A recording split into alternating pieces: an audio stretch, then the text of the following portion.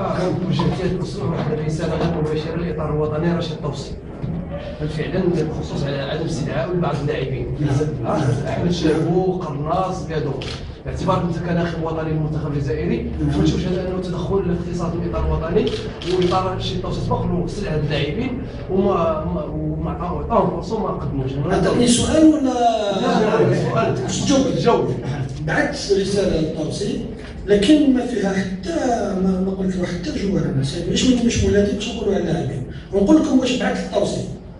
بعثت للطوسي انا كنت جيتي سيليكسيونور وكنت نحبذ ان كي يجي جوار من كلوب لونترينور تاعو يبعث كيفاش راهي ليطا تاعو ليطا سونتي لا سومان دونترينمون. بعثت له ها واش خدمت معاه في الاسبوع باش على بالكم في ليكيب ناسيونال سي لو ترافاي على كارت.